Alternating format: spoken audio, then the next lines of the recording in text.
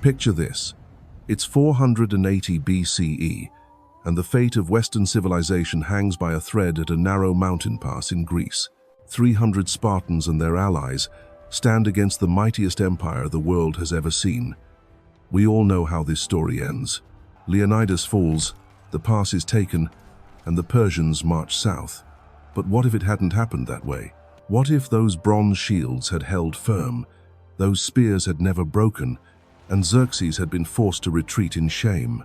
Today, we're diving into one of history's most fascinating what-ifs, a scenario where the hot gates never fell, and how that single change could have rewritten the entire story of human civilization. The summer of 480 BCE was unlike any other in the ancient world. Across the Hellespont, the greatest military machine ever assembled was on the move.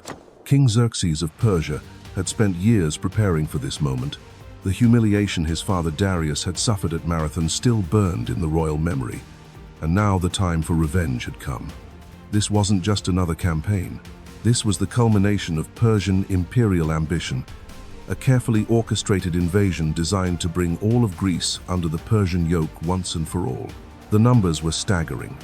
Ancient sources speak of millions of soldiers, though modern historians estimate the Persian force at somewhere between 120,000 and 300,000 men. Either way, it was a host unlike anything the Greek world had ever faced. Immortals from Persia, archers from Syria, cavalry from Bactria, marines from Phoenicia. The empire itself was marching west, a living tide of bronze and steel that seemed unstoppable. Supply depots had been established across the route. Massive pontoon bridges spanned the Hellespont. Even a canal had been dug through the Athos Peninsula to allow the Persian fleet safe passage. Nothing had been left to chance. Against this overwhelming force stood the fractured, quarreling city-states of Greece. Athens and Sparta, the two great powers, were natural rivals who could barely agree on the time of day, let alone coordinate a defense. The smaller states watched nervously from the sidelines, many already calculating which way the wind was blowing. Some, like Thebes, had already thrown in their lot with the Persians. Others sent token forces while keeping their main armies at home. It seemed impossible that such a divided coalition could stand against the unified might of the Persian Empire. Yet the Greeks had something the Persians lacked. They knew their own ground. When the Persian host finally reached the borders of central Greece, they found their path blocked by a narrow mountain pass called Thermopylae, the Hot Gates. Here, between towering cliffs and the restless sea, the road south narrowed to barely the width of a cart track. It was the perfect defensive position, a place where a few disciplined warriors could hold off an army many times their size. King Leonidas of Sparta understood this immediately. While his compatriots celebrated religious festivals that prevented them from marching in full force, he gathered his personal guard of 300 picked men. These weren't young recruits fresh from training. They were veterans, fathers with sons to carry on their bloodlines, men who knew this mission would likely end in death. Alongside them came allies from across Greece, 700 Thespians who volunteered to stay to the end, 400 Thebans whose loyalty was suspect, but whose presence was required, contingents from a dozen smaller cities, bringing the total Greek force to around 7,000 men. The contrast couldn't have been more stark. On one side, the greatest empire in the world, its banners stretching to the horizon, its supply trains rumbling with the wealth of a dozen nations. On the other, a small band of Greeks standing in a narrow pass, their bronze armor glinting in the morning sun, their long spears forming an impenetrable hedge of death. But what made this moment so crucial wasn't just the military reality. It was what each side represented. The Persian Empire, for all its might and grandeur, was fundamentally different from the Greek world. It was a top-down hierarchy where power flowed from the god King Xerxes down through layers of satraps and governors to the common soldiers. Individual initiative was discouraged. Conformity was prized. The empire's strength lay in its ability to mobilize vast resources and coordinate the efforts of dozens of different peoples under a single will. Greece was chaos by comparison. Each city-state jealously guarded its independence. Citizens argued in assemblies, voted on laws, and questioned their leaders.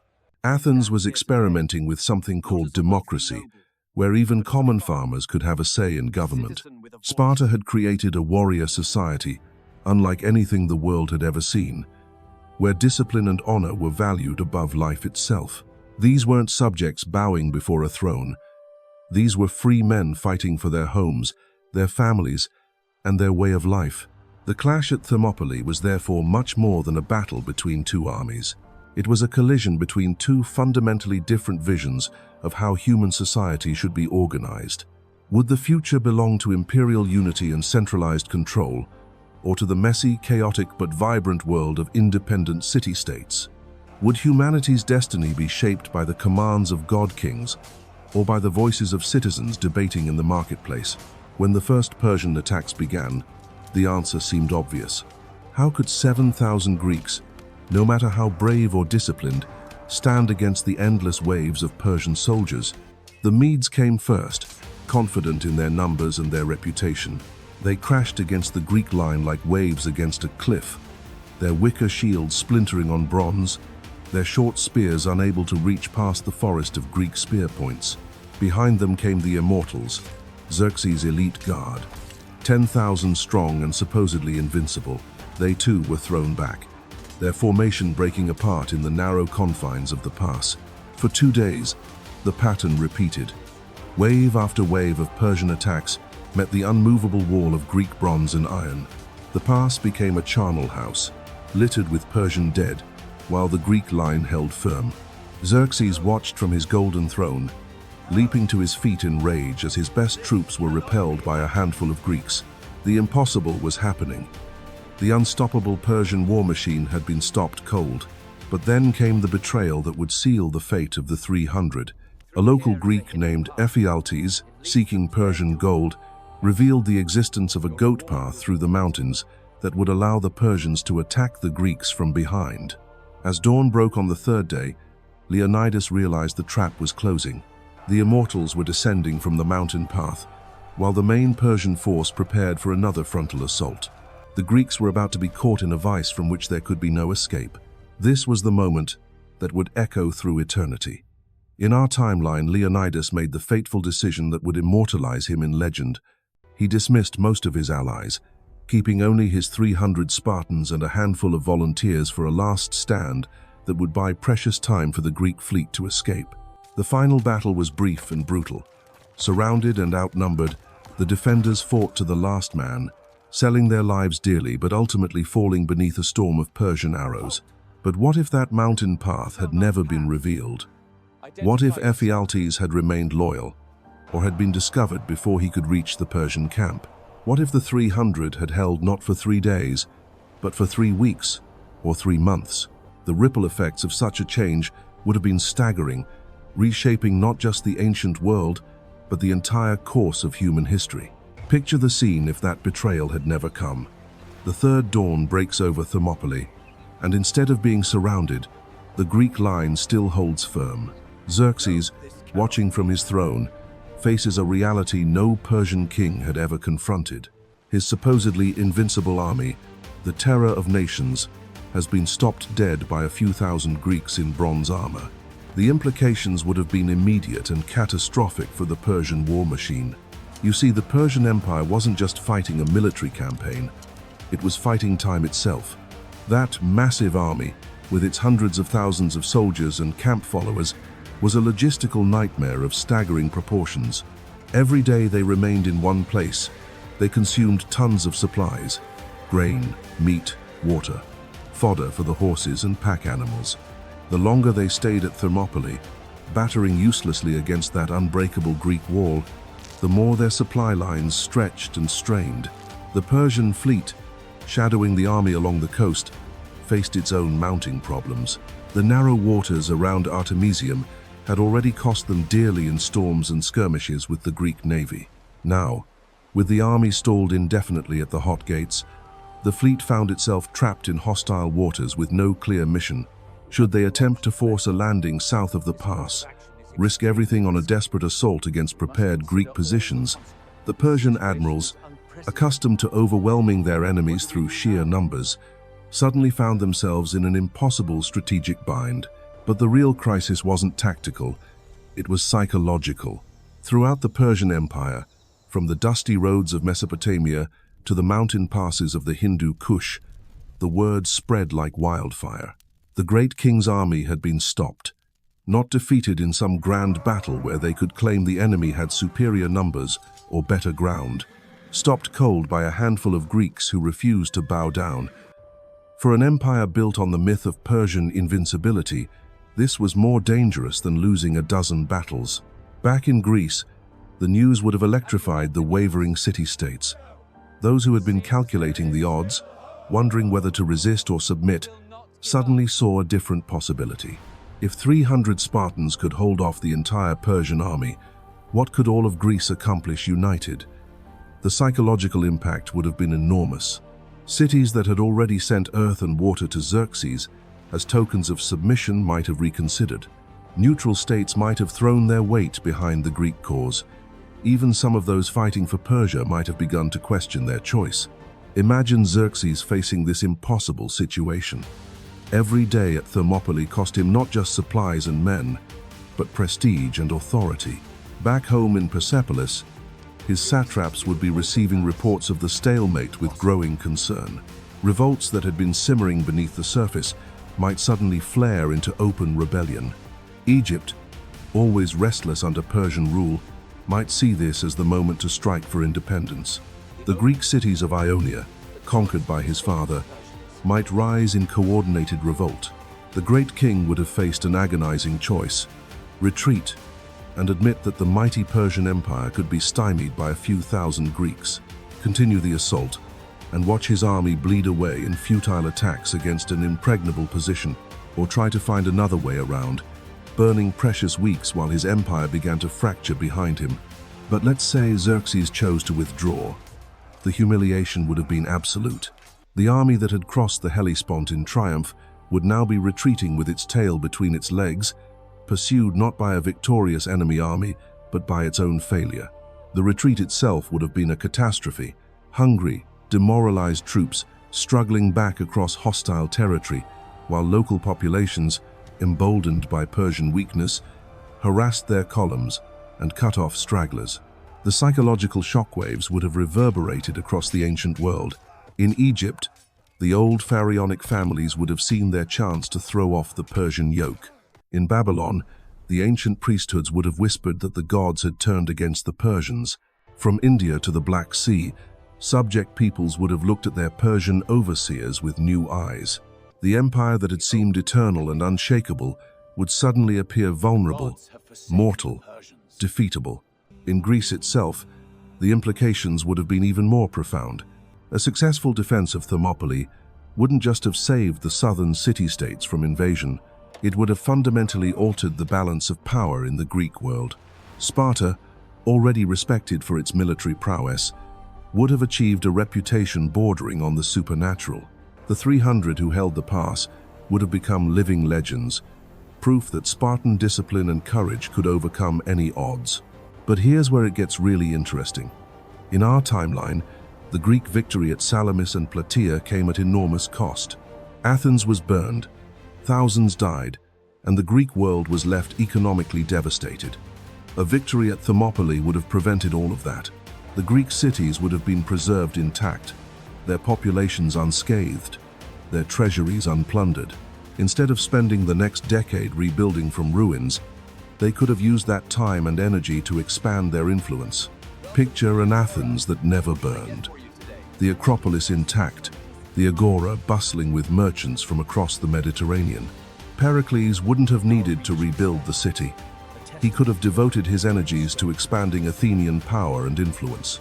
The resources that went into reconstruction could have funded new colonies, new trade routes, new alliances. The golden age of Athens might have begun decades earlier and burned far brighter. The ripple effects would have spread far beyond Greece itself. With Persia humbled and in retreat, the balance of power in the eastern Mediterranean would have shifted dramatically. Greek merchants and colonists, no longer fearing Persian interference, might have pushed further east than ever before. Greek ideas about politics, philosophy, and science might have spread into regions that remained closed to them in our timeline. Consider the intellectual implications. The confidence boost from repelling the Persian invasion might have accelerated Greek philosophical and scientific development. Without the trauma of occupation and destruction, Greek thinkers might have felt freer to explore radical new ideas. The democratic experiment in Athens might have evolved faster and more boldly. Other city-states, inspired by Athens' success and Sparta's military glory, might have developed their own innovations in governance and society. The economic consequences would have been equally dramatic. Greece in 479 BCE would have been far wealthier and more populous than the Greece that actually emerged from the Persian Wars. This prosperity would have funded larger armies, bigger fleets, more ambitious building projects. The Parthenon might have had company from other architectural marvels that were never built because the resources went to war instead. But perhaps most intriguingly, a Persian defeat at Thermopylae might have prevented the internal conflicts that would later tear Greece apart. In our timeline, the success against Persia eventually led to Athenian dominance and the creation of the Delian League, which in turn sparked Spartan fear and resentment. The result was the devastating Peloponnesian War that left both superpowers exhausted and vulnerable. If Thermopylae had never fallen, that cycle of success, domination, and internal strife might never have begun. With Persia decisively repelled, and both Athens and Sparta sharing in the glory of victory, the two powers might have found common cause in exploiting their unexpected triumph.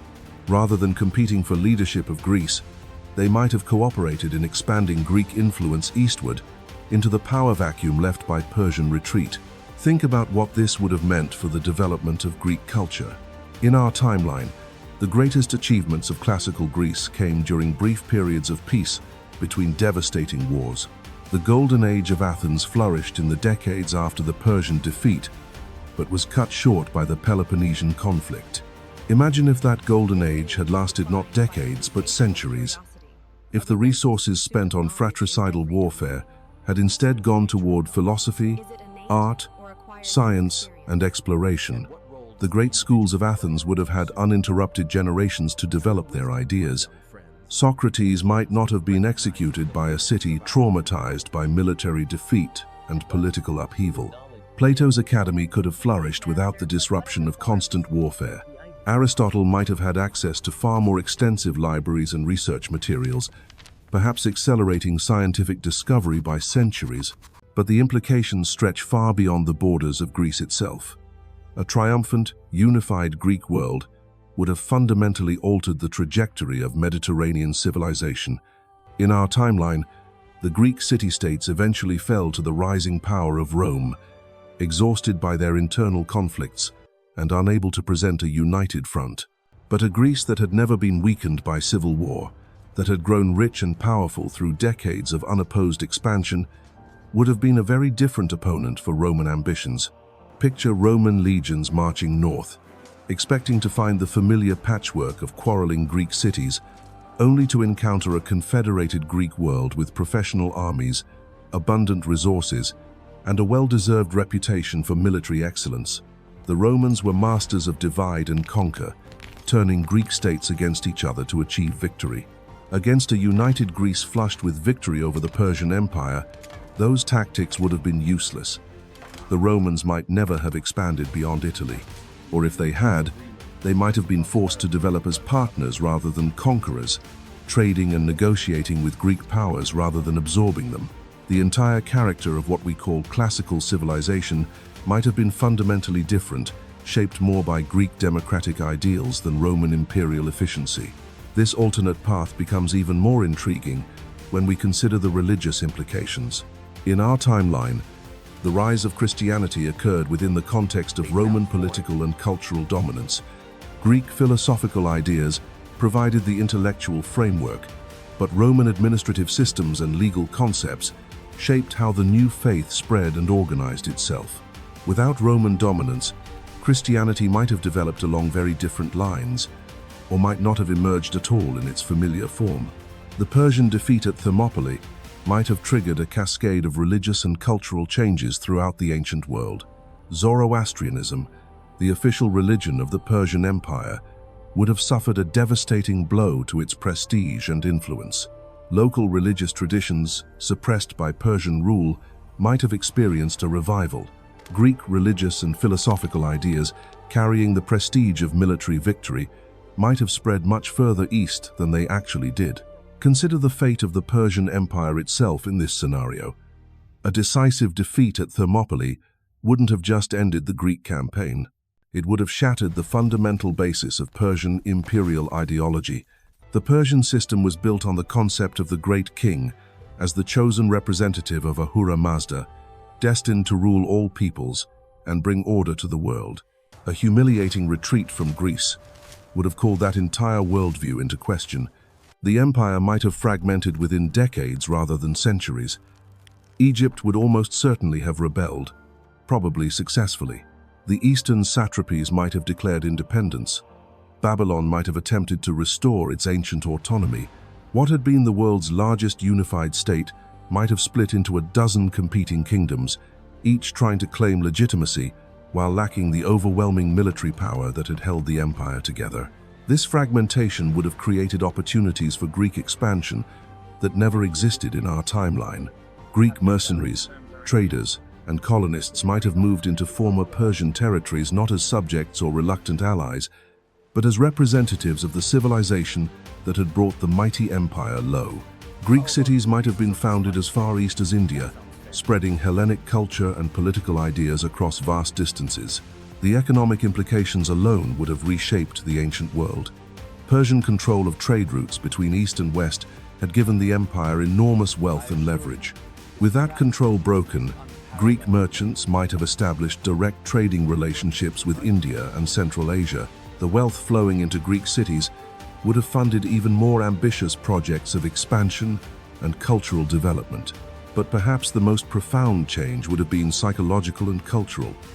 The Persian Empire represented something that was disappearing from the world by 480 BCE. It was the last of the great Bronze Age empires, built on concepts of divine kingship and absolute authority that stretched back to the earliest civilizations. Its defeat at Thermopylae would have marked not just a military victory, but the triumph of newer ideas about human organization and potential. Greek concepts of citizenship, political participation, and individual excellence would have spread without the interruption of Persian conquest or Roman absorption. The idea that ordinary people could participate in their own governance, that merit rather than birth should determine advancement, that human reason could understand and improve the world, these revolutionary concepts might have taken root across a much wider area much earlier in history. The ripple effects would have reached far beyond the Mediterranean. Trade routes that carried Greek goods and ideas might have extended the influence of Hellenic civilization deep into Africa and Asia. Greek mathematical and scientific knowledge, developing without the interruption of constant warfare, might have produced technological advances that could have accelerated human progress by centuries. Consider what this might have meant for the development of science and philosophy. Greek natural philosophers were already beginning to move away from purely mythological explanations of natural phenomena toward more systematic observation and reasoning. With greater resources, more stable political conditions, and contact with a wider range of cultures and ideas, this scientific revolution might have proceeded much more rapidly. Archimedes might have had access to Indian mathematical concepts centuries earlier than he actually did. Greek astronomers might have been able to establish observatories from Spain to India, dramatically improving their understanding of celestial mechanics. Greek physicians might have had access to medical traditions from across the known world, accelerating the development of medical knowledge and practice. The technological implications are staggering to contemplate. Steam power might have been developed in Alexandria rather than 18th century England. Precision navigation instruments might have enabled Greek explorers to reach the Americas long before Columbus. The printing press might have emerged from Greek scriptoriums rather than German workshops. But technology is only as powerful as the social and political systems that deploy it. Here too, a world shaped by triumphant Greek ideals rather than Roman imperial efficiency might have developed along radically different lines. The Roman genius lay in administration, in creating systems that could govern vast territories with reasonable efficiency and stability. Greek genius lay in innovation, in questioning established assumptions and exploring new possibilities. A world dominated by Greek rather than Roman civilization might have been less politically stable but far more intellectually dynamic. Instead of the Roman preference for preserving and systematizing existing knowledge, we might have seen a culture that prized discovery and experimentation above all else. The result might have been a civilization that advanced much more rapidly in science and technology while remaining more politically fragmented and competitive. This fragmentation might actually have been beneficial for human progress. Competition between Greek city-states and their colonial offspring might have driven innovation in ways that the unified Roman system never could. Each city would have had incentives to develop new technologies, new forms of organization, new approaches to old problems, in order to maintain its independence and prosperity against its rivals.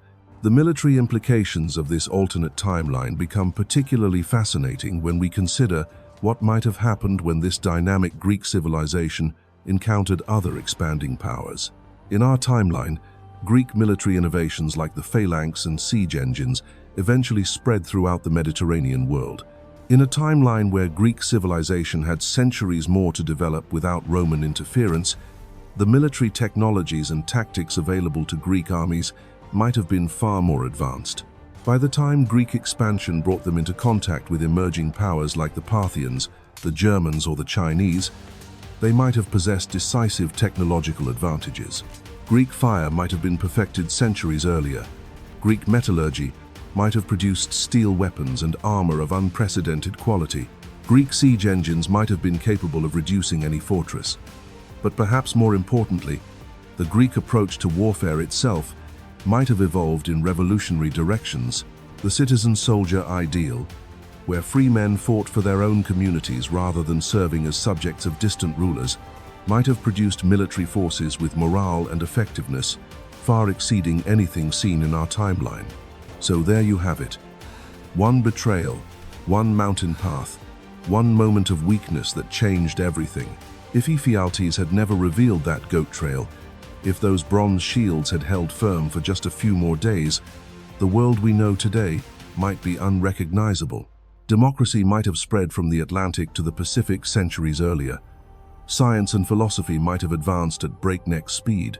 The very concept of individual liberty might have taken root across the globe long before the age of empires. But here's the thing about history. It's not just a collection of what-ifs and might-have-beens. It's a reminder that every moment, every decision, every act of courage or cowardice echoes through time in ways we can barely imagine. Those 300 Spartans didn't just fight for Greece. They fought for an idea, the radical notion that free people standing together could face down any tyranny. That idea survived their defeat. It lived on through Athens and Rome, through the Renaissance and the Enlightenment, right down to the world we inhabit today. Sometimes the greatest victories come from the noblest defeats. And sometimes, just sometimes, it's worth asking what might have been if things had gone differently at a narrow pass between the mountains and the sea.